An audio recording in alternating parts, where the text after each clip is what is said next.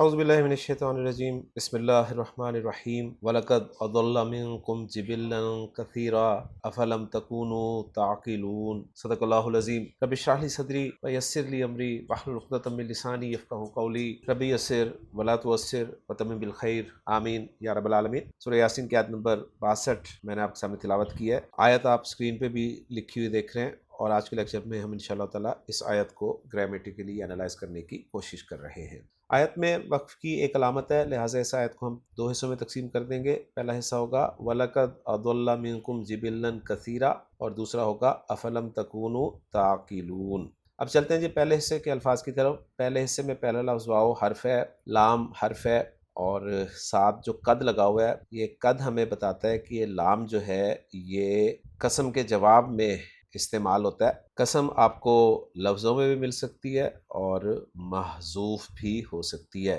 یعنی فعل ماضی کے ساتھ جب بھی قد استعمال ہوتا ہے اور اس پر جب لام داخل ہوتا ہے تو گرامر والوں کے نزدیک یہ لام جو ہے یہ قسم کا لام کہلاتا ہے، اور کچھ علماء جو ہیں اس لام کو لام ابتدا مانتے ہیں۔ بہرحال لام حرف ہے، قد حرف ہے، فعل ماضی کے ساتھ استعمال ہوتا ہے تاکید کے لیے۔ آگے آپ کو فعل ماضی مل رہا ہے اضلّہ۔ اضلّہ جو ہے یہ فعل ماضی معروف واحد مذکر غائب کا صیغہ ہے۔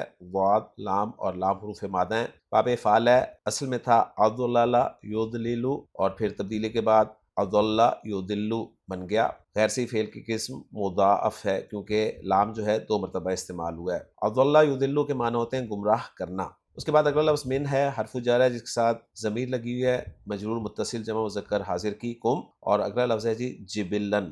جبلن جو ہے خان صاحب کی ڈکشنری میں ہم دیکھیں گے کہ انہوں نے جیم با اور لام کے تحت اس کو ذکر کیا ہے۔ باب نون سے ایز اے ورب یوز کر رہے ہیں جی جبلا یجبلو جبلن، جس کے معنی لکھ رہے ہیں بنانا، جیسے مٹی میں پانی ڈال کر گارا بنانا، اور نیچے لکھ رہے ہیں جبلتن، جس کی جمع جو ہے وہ جبلن ہے۔ بتا رہے ہیں کہ یہ اس میں ذات ہے، یعنی بنائی ہوئی چیز، خلقت کے معنی میں یہ استعمال ہوتا ہے۔ جبلہ کے بارے میں مزید لکھ رہے ہیں کہ یہ اس میں جمع ہے، یعنی کولیکٹیو ناؤن ہے، اور اس کی جمع بھی آتی ہے، جیسے قوم اس میں جمع ہے اور اس کی جمع اقوام آتی ہے۔ اور آیت کا ریفرنس سورہ شعراء کا بھی دیا ہے اور سورہ یاسین کا بھی دیا ہے، اور دونوں جگہ ترجمہ جو ہے جبلہ کا انہوں نے خلقت ہی کیا ہے۔ تو جبلن نکرہ ہے، منصوب ہے، اور باقی ڈیٹیل آپ کے سامنے آ گئی ہے اس کی۔ اور آخری لفظ ہے پہلے حصے کا وہ ہے کثیرن، یہ فعیل کے وزن پہ صفت مشبہ ہے، واحد ہے، مذکر ہے، نکرہ ہے اور منصوب ہے۔ الفاظ کو جوڑ کر اب ہم جملہ بناتے ہیں، تو واؤ کو ہم استنافیہ مان لیتے ہیں کیونکہ ہم نیا جملہ بنا رہے ہیں۔ لام واقعۃ فی جوابی قسم ہے یا لام ابتدا ہے۔ قد حرف تحقیق ہے۔ عدلہ فعل با فاعل ہے، فاعل جو ہے ہوا ضمیر مرفوع متصل ہے۔ جبلن جو ہے یہ منصوب ہے مفعول بہ ہونے کی وجہ سے، اور کثیرن جو ہے یہ صفت ہے جبلن کی، اور جملہ جو ہے عبداللہ والا یہ لا محل لہا من الاعراب جواب قسم مقدر بن جائے گا، اور پھر اس قسم محذوف کو اس جواب قسم کے ساتھ ملا کے ہم جملہ مستانفہ بنا دیں گے۔ تو الحمدللہ جی پہلا حصہ ہمارا مکمل ہو گیا۔ اب چلتے ہیں دوسرے حصے کی طرف۔ دوسرے حصے میں جو الفاظ ہیں وہ ہیں افلم تکونوا تعقلون۔ ان میں پہلا لفظ حمزہ استفہام کے لیے ہے، فا جو ہے یہ عاطفہ ہے، لم فعل مضارع سے پہلے آتا ہے، ہم اچھی طرح جانتے ہیں، صرف فعل مضارع سے پہلے آتا ہے، حرف نفی، حرف جزم اور حرف قلب کہلاتا ہے، اور فعل مضارع جو ہے اس کے بعد مجزوم ہوتا ہے، یہ بات اچھی طرح سے ہمارے علم میں ہے۔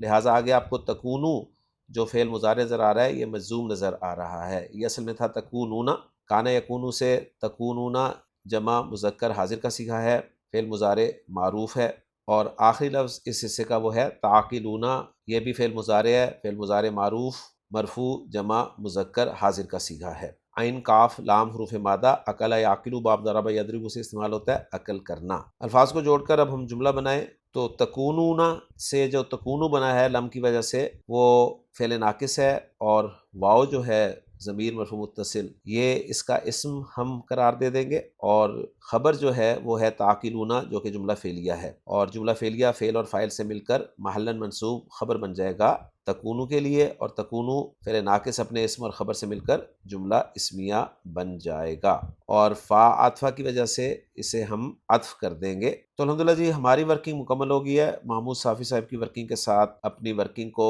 میچ بھی کر لیتے ہیں۔ محمود صافی صاحب کی ورکنگ میں بھی دیکھ رہے ہیں، انہوں نے واو کو عطفہ قرار دیا ہے، لام کو لام القسم قرار دیا ہے، قد کو حرف تحقیق منکم متعلق بحال من جبلن قرار دیا ہے، اور حمزہ استفہام کے لیے جملہ عدلہ لا محل لا جواب قسم قرار دیا ہے، اور جملۃ القسم المقدرہ لا محل لا معطوف والا جملہ لم آہد اس پہ قرار دیا ہے، اور جملہ لم تکونو والا لا محل لا معطوفہ علی استناف مقدر ای افقدتم ثوابکم فلم تکونو تعقلون، یہ جملہ انہوں نے جو ہے محذوف مانا ہے، جس کا مطلب ہے کیا تم نے اپنی عقل کھو دی تھی بس تم سمجھ نہ سکے، اور جملہ تعقلون جو ہے فی محل نصب خبر تکونو قرار دیا ہے۔ تو محمود صافی صاحب کی ورکنگ کے ساتھ ہماری ورکنگ میچ ہو گئی ہے۔ اب ہم دیکھ لیتے ہیں جی اس آیت کا ترجمہ جو عبدالسلام صاحب نے کیا ہے۔ کہتے ہیں وَلَقَدْ أَضَلَّ مِنْكُمْ جِبِلًّا كَثِيرًا، اور بلا شبہ یقیناً اس نے تم میں سے بہت سی مخلوق کو گمراہ کر دیا۔